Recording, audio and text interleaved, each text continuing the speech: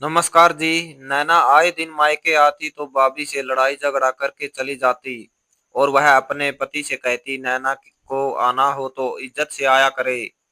मुझसे फालतू का झगड़ा करके चली जाती है और माँ जी भी उसका साथ देती है। एक दिन किसी बात पर झगड़ा हुआ तो नैना भाभी के साथ हाथापाई करने लगी और उसका सर फोड़ कर भाग गई। तो उल्टा सास ने तमाशा लगा दिया कि मेरी बेटी को मारकर निकाल दिया। अब शीतल जाकर नैना से माफी मांगे। वह शीतल को बेटी के ससुराल ले गई। तो नैना गुस्से से भाभी की ओर आई तो उसने उठाकर उसे जमीन पर पटका और माँ भाभी से कहो कि मेरे लिए मटर पनीर बनाए। एक तो मेरे ससुराल वाले सब्जी दाल के अलावा कुछ बनाते ही नहीं है। तरस रही हूँ मैं पनीर की सब्जी खाने के लिए। आपने भी मेरी शादी पता नहीं किन कंजूसों और गरीबों में करवा दी है। नैना जैसे ही अपने मायके में आई उसने अपना बैग एक और फेंका जिसमें उसके तीन चार जोड़े कपड़े थे। किचन में खड़ी शीतल आज दाल चावल बना रही थी। जब ननंद की बात सुनकर शीतल के माथे पर बल पड़े। अभी नैना को गए हुए सिर्फ 4 दिन ही गुजरे थे कि फिर अपना बैग उठाकर यहाँ पहुंच गई थी। कुंती देवी कहने लगी, हाँ हाँ हाँ, जो तू कह रही है वही बनेगा। शीतल थोड़ा मटर पनीर भी बना लो। मेरी नैना ने आज मटर पनीर खाना है।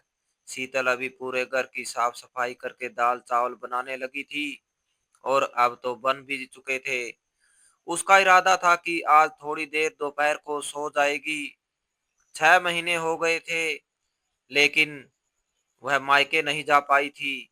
जब भी विजय से कहती कि उसे मायके जाना है वह तुरंत बात को टाल देता। कहता अभी रुक जाओ, माँ की तबीयत कुछ ठीक नहीं रहती। तुम चली जाओगी तो सारा घर अस्त व्यस्त होकर रह जाएगा। विजय का व्यवहार शीतल के साथ बहुत अच्छा था। यही कारण था कि वह विजय की बात को टालती नहीं थी। जितने दिन तक नैना मायके में नहीं आती थी कुंती जी का व्यवहार शीतल के साथ बहुत अच्छा होता था। कभी कभी जब देखती थी कि शीतल थकी हुई है, आराम कर रही है, तो शाम की चाय भी खुद बना लेती और शीतल से कहती बेटा चाय पी लो, मैंने बना दी है। कुंती जी की आदत ज्यादा रोक टोक करने की नहीं थी और ना ही खाने की चीजों में कमियां निकालती थी। लेकिन नैना बहुत तेज तरार थी। आज भी शीतल के माथे पर बल पड़े थे। चुपचाप उसने दाल को तड़का लगाया। तब तक नैना किचन में आ गई। हे भगवान क्या हाल कर दिया किचन का तुमने। भाभी अरे जब मेरी शादी नहीं हुई थी तो मैंने किचन को चमका के रखा था, मगर जब से तुम्हारे हाथ में किचन आया है तुमने तो किचन का सत्यानाश करके रख दिया है। शीतल कहने लगी कि अरे नैना, हर 6-7 दिन बाद तो तुम मायके आ जाती हो। तुम खुद ही अपना किचन भी संभाल लिया करो। अगर मेरा काम करने का तरीका तुम्हें पसंद नहीं है तो ऐसा करो, रात के लिए मटर पनीर भी तुम ही बना लो। मुझसे ज्यादा अच्छा तो तुम्हें खाना बनाना आता है। यह सुनकर कहने लगी, मैं क्यों बनाऊं, मैं मायके में आराम करने आती हूँ, काम करने नहीं आती। और मैंने नोट किया है कि जब भी मैं आती हूँ तुम्हारा मुंह बन जाता है। अरे अपनी माँ से मिलने आती हूँ, अपने बाप के घर आती हूँ, तुम्हारी शक्ल पर क्यों 11 बज जाते हैं। शीतल कहने लगी, इस समय मेरा दिमाग खराब मत करो, मैं वैसे भी थकी हुई हूँ। चाव दाल चावल मैंने बना दिए हैं और मैं अब सोने जा रही हूँ। तुम्हें अगर इससे ज्यादा कुछ खाना है तो अपने लिए खुद ही बना लो, वैसे भी तुम्हारे बाप का घर है। यह कहकर शीतल अपने कमरे में चली गई। वह उसके नखरे उठा उठा कर तंग आ चुकी थी और हर चौथे दिन वह आ जाती थी। अपने ससुराल वालों की बुराइयां करती थी कि बड़े कठोर लोग हैं। अगर उसके ससुराल वाले इतने ही कठोर थे तो उसे मायके क्यों आने देते थे। शीतल सोच चुकी थी कि रात को जब विजय आएगा तो उससे साफ बात करेगी कि वह भी अपने मायके जाना चाहती है। मगर विजय कमरे में आने से पहले अपनी माँ बहन की बात सुनकर ही कमरे में आया था। गहरी सांस लेकर चुपचाप बेड पर टेक लगाकर बैठ गया। शीतल कहने लगी, कल सुबह मैं अपने मायके चली जाऊंगी। तो कहने लगा, वो क्यों? कहने लगी, क्यों? तुम्हारी बहन नहीं आती? हर दूसरे तीसरे दिन पहुंची हुई होती है और मुझे 6 महीने हो गए जब से शादी हुई है। बस एक बार ही मायके गई हूँ और तुम्हारी बहन कितनी बार आ चुकी है। विजय और नैना की शादी एक साथ ही हुई थी। नैना विदा होकर अपने ससुराल गई थी और शीतल यहाँ आई थी। और इन 6 महीनों में लगता था कि नैना की शादी हुई ही ना हो, क्योंकि ससुराल से ज्यादा तो वह मायके में रहती थी। और यह बात शीतल से सहन नहीं होती थी, क्योंकि वह भी अपने घर में लाडली थी, सबसे छोटी बेटी थी और माता पिता ने उसके नखरे भी बहुत उठाए थे। इसलिए यह बातें उसे भी सहन करने की आदत नहीं थी। उसे कुंती जी से कोई शिकायत नहीं थी, क्योंकि उनका व्यवहार शीतल से बहुत अच्छा था। मगर नैना जब भी आती तो कुंती जी का बात करने का अंदाज भी बदल जाता। वह बेटी की बातों में आने लगती। शीतल कहने लगी कि मैं कल सुबह सुबह चली जाऊंगी। विजय कहने लगा, माँ की तबीयत ठीक नहीं है, उनके सर में दर्द है। और फिर नैना भी आई हुई थी। शीतल बड़े गुस्से से बोली, वह तो आई रहती है, बस एक मेरे जाने से सबको परेशानी शुरू हो जाती है। मैं कुछ नहीं जानती। मैं कल मायके जाऊंगी तो मतलब जाऊंगी।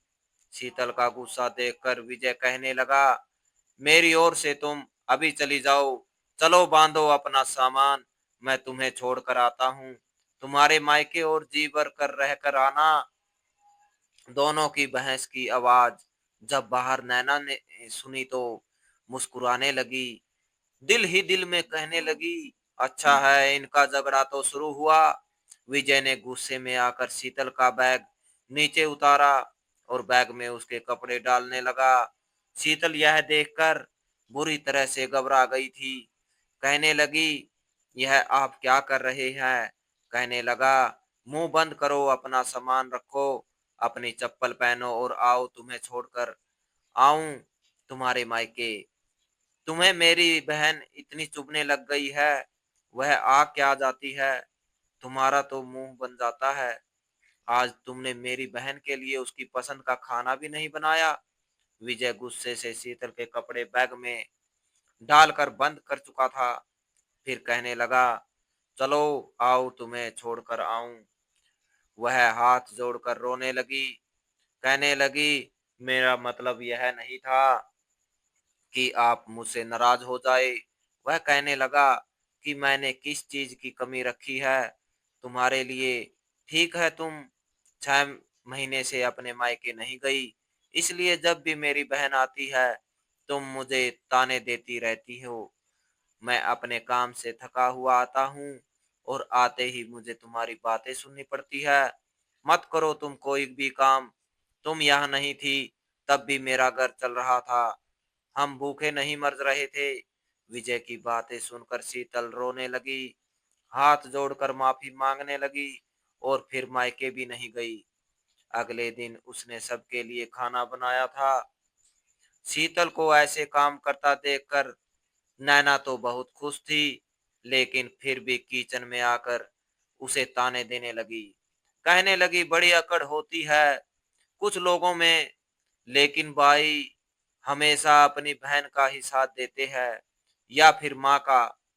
चलो अच्छी बात है, तुम्हें भी अपनी औकात तो पता चली कि तुम क्या हो। शीतल पहले ही दुखी थी। कहने लगी, हाँ ठीक कहा तुमने, कम से कम मैं अपने पति की बात का मान तो रखती हूँ। मुंह उठाकर उसका घर बर्बाद करने के लिए आए दिन मायके नहीं पहुंच जाती। वैसे तुम्हारे पति का भी जवाब नहीं, और तुम्हारे ससुराल वाले भी अजीब है। एक और तो तुम कहती हो कि तुम्हारे ससुराल वाले बड़े कठोर स्वभाव के हैं, तुम्हारा पति बहुत गुस्से वाला है, तुम्हारा जीना मुश्किल कर रखा है। पर उन्होंने तुम्हें कितनी खुली छूट दे रखी है कि हर चौथे दिन तुम मायके पहुंच जाती हो। अरे अपना घर बसाना सीखो, अपने घर में रहा करो, जैसे मैं अपनी ननद की और अपनी सास की सेवा करती हूँ, अपने पति की सेवा करती हूँ। तुम भी किया करो, तो हो सकता है कि वह तुम्हें पसंद करने लगे।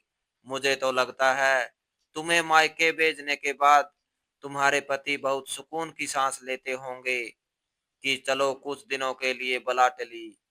शीतल की बात सुनकर तो नैना के तन बदन में आग लगी थी। कहने लगी, तुम्हारी इतनी हिम्मत कि तुम मुझे बातें सुनाओ। नैना ने तो लिहाज भी नहीं किया और उसके मुंह पर थप्पड़ मारने लगी, लेकिन शीतल उसका हाथ पकड़कर झटक चुकी थी। कहने लगी, बिल्कुल तमीज के साथ रहना मेरे साथ। यह हाथ उठाने वाले काम अपने ससुराल में ही करो तो अच्छा है। उन दोनों की बहस बढ़ गई। कुंती देवी जब किचन में आई तो बहू और बेटी को लड़ता देखकर कहने लगी, यह क्या तमाशा बना रखा है तुम लोगों ने। नैना कहने लगी, इस लड़की से सहन नहीं होता है कि मैं यहाँ क्यों आती हूँ। रात को अपने पति से लड़ रही थी, मन नहीं भरा तो मुझसे लड़ने लग गई। कुंती जी कहने लगी, शीतल, अगर तुम पर मेरी बेटी की दो रोटियां बनाना इतनी ही बारी है तो मैं खुद बना लिया करूंगी। वह कहने लगी, माँ जी, लगी बात बराबरी की होती है। जब मैं 6 महीने से अपने मायके नहीं गई तो आपकी बेटी को क्या परेशानी है? क्यों अपने ससुराल में नहीं रहती? मुंह उठा के यहाँ क्यों आ जाती है? चलो आ गई तो आराम से रहे, मुझे क्यों बातें सुनाती है? जब मेरी शादी हुई थी उस समय किचन की क्या हालत थी मैं अच्छी तरह से जानती हूँ कि कैसे मैंने किचन का एक एक कोना साफ किया था। जब आती है कहती है मैंने किचन का सत्यानाश कर दिया है। अगर इसे इतना ही बुरा लगता है तो संभाल ले आके अपना किचन। हर बात पर कहती है मेरे बाप का घर है। बाप का घर है तो बाप के घर में खुद खाना बना ले। मेरे पति से मेरी शिकायतें लगाकर क्यों हमारा रिश्ता खराब कर रही है? अपना घर इसको बसाना नहीं आता और मेरा घर बर्बाद कर रही है। कुंती जी ने यह सारी बातें सुनी तो कहने लगी, तुम्हारे मुंह में तो बहुत लंबी जुबान है, मुझे नहीं पता था। मैं तो समझी थी कि तुम बहुत अच्छी लड़की हो। शीतल कहने लगी, जब भी नैना आती है तो आपके व्यवहार में भी बदलाव आ जाता है, क्योंकि यह आपको मेरे खिलाफ बातें सिखाती है। वरना जब तक यह नहीं आती हमारे घर में भी बड़ी शांति और सुकून रहता है। यह कहकर शीतल ने गैस बंद की, क्योंकि खाना बन चुका था, और अपने कमरे में जाकर दरवाजा बंद कर लिया। रात को जब विजय आया तो उसने ना अपनी माँ की सुनी ना बहन की, बल्कि जैसे ही दोनों ने बात शुरू की उसने हाथ जोड़ दिए। कहने लगा, बस भी करो, मैं आप लोगों की रोज रोज की शिकायतों से तंग आ चुका हूँ। यह कहकर वह अपने कमरे में चला गया। तो शीतल कहने लगी कि अपनी बहन को समझाओ कि अपने ससुराल में रहे और यहाँ पर मुझे भी सुकून से रहने दे। ठीक है, आपको मेरा मायके जाना पसंद नहीं तो मैं नहीं जाती, लेकिन इसका मतलब यह नहीं कि यह मुझे इस बात पर ताने देती रहे, मुझे बातें सुनाए। यह सुनकर विजय कहने लगा, तुम चिंता ना करो, मैं बात करूंगा माँ से, उनसे कहूंगा कि नैना को समझाए कि अपने घर में रहे। नैना कान लगाए खड़ी थी। जब देखा कि भाई ने अपनी पत्नी को कुछ नहीं कहा तो रोती रोती अपना बैग उठाकर अपने ससुराल चली गई। ससुराल में भी उसका व्यवहार उसके साथ ऐसा ही था। हर समय हर किसी से लड़ती झगड़ती रहती थी। सास से भी और अपनी ननदों से भी झगड़ा करती रहती थी। तंग आकर उसका पति उससे यही कहता था कि आओ चली जाओ, जाओ चली जाओ, अपने मायके जाकर अपनी माँ की जान खाओ, हमारी जान छोड़ दो। क्योंकि उसे सही से काम करना आता ही नहीं था। उसका पति सीटू बहुत सीधा आदमी था, इसलिए अपनी जान छुड़ाने के लिए उसे मायके भेज देता था। और मायके आकर उसकी लड़ाई शीतल से शुरू हो जाती थी। जब ससुराल पहुंची तो अचानक नैना के आ जाने पर उसका पति सीटू कहने लगा, क्या बात है, मुझे तो लगता है तुम्हारी माँ ने भी धक्के देकर निकाल दिया तुम्हें, वह भी तंग आ चुकी होगी तुमसे। तुम जैसी औरत को बर्दाश्त करना आसान तो नहीं होता। पता नहीं मेरा भाग्य फूटा था जो मेरी शादी तुमसे हो गई। यह सुनकर नैना ने रोना पीटना शुरू कर दिया कि हाँ हाँ, मैं तो हूँ ही बुरी, यहाँ पर भी सबको बुरी लगती हूँ। और मेरी माँ ने मुझे नहीं भेजा, मैं खुद आई थी कि शायद आपको मेरी याद आ गई होगी हो। वो कहने लगा, तुम करती ही क्या हो जो मुझे तुम्हारा इंतजार हो। आज तक कभी तुमने मेरा कोई काम किया है? ना तुम मेरे कपड़े इस्त्री करती हो, ना ऑफिस जाने में मेरी तैयारी करवाती हो, ना खाना बनाती हो। मैं भला तुम्हें क्यों याद करने लगा? बल्कि मैं तो तुम्हारे जाने पर बहुत चैन की सांस लेता हूँ। यह सुनकर नैना ने तकिया ठीक किया और करवट बदलकर सो गई। जैसे ही सीटू ने उसके हाथ पर हाथ रखा तो बुरी तरह से उसका हाथ झटक दिया। कहने लगी, हाथ भी मत लगाना मुझे, जब मैं इतनी बुरी हूं तो मुझसे दूर ही रहो तो अच्छा है। सेठू कहने लगा, तुम्हारी मर्जी, जब तुमसे दूर हो जाऊंगा तब तुम्हें पता चलेगा।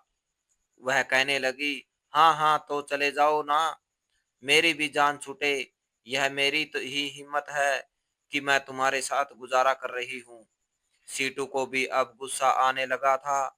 अभी 7 दिन नहीं गुजरे थे कि फिर से अपने ससुराल वालों से लड़ जड़ झगड़ कर नैना मायके चली गई।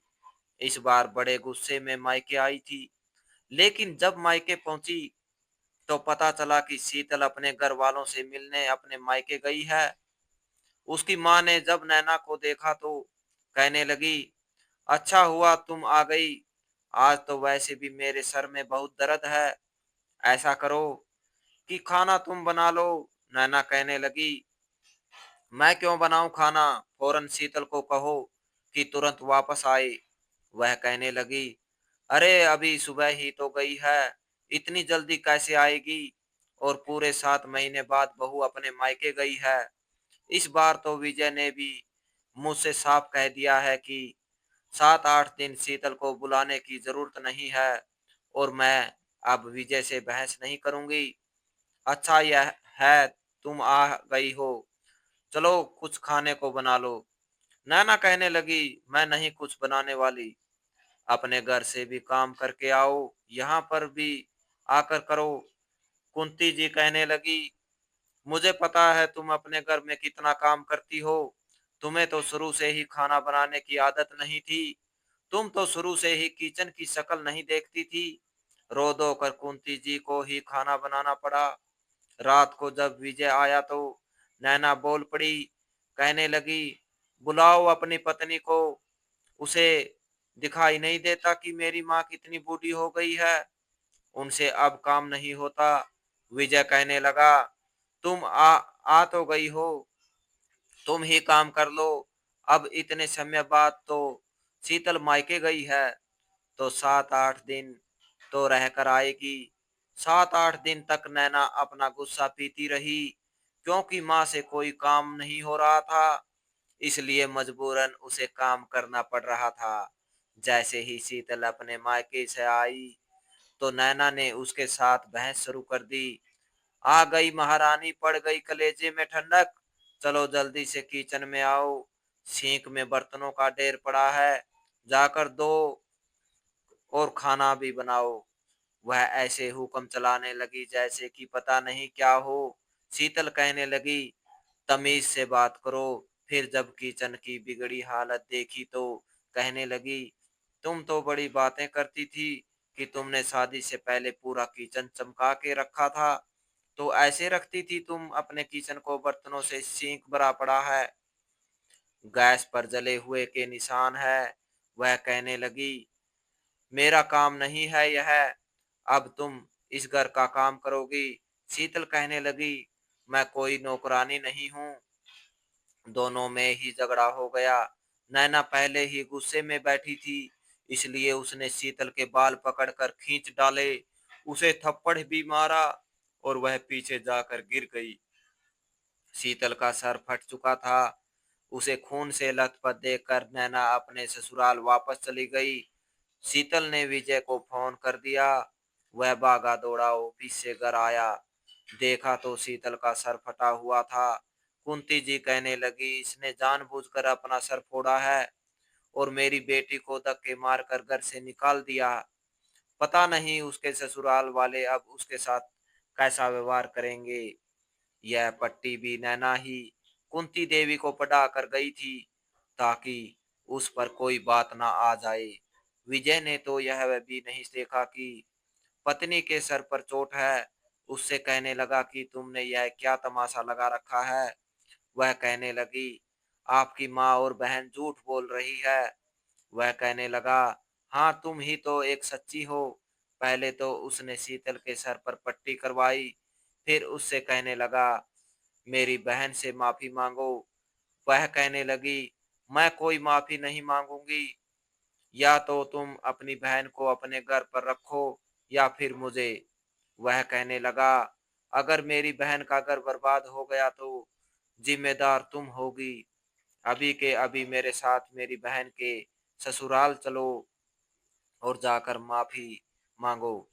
कुंती देवी कहने लगी, यह जो कुछ तुम्हारी पत्नी ने किया है, मुझे नहीं लगता कि मेरी बेटी का घर बस पाएगा। और विजय को यह चिंता थी कि अगर नैना का घर ना बसा तो वह तो सारी जिंदगी के लिए मायके में आकर बैठ जाएगी, और वह यह नहीं चाहता था। इसलिए जबरदस्ती शीतल को अपने और अपनी माँ के साथ नैना के ससुराल लेकर पहुंच गया। नैना के ससुराल पहुंचकर देखा तो वहां पर तमाशा लगा हुआ था। नैना ने जब शीतल को देखा तो उसको मारने के लिए लपकी थी, लेकिन विजय बीच में आ गया। कहने लगा, यह क्या बदतमीजी है। कहने लगी, इस औरत के कारण मेरा घर बर्बाद हो गया, मेरे पति ने दूसरी शादी कर ली।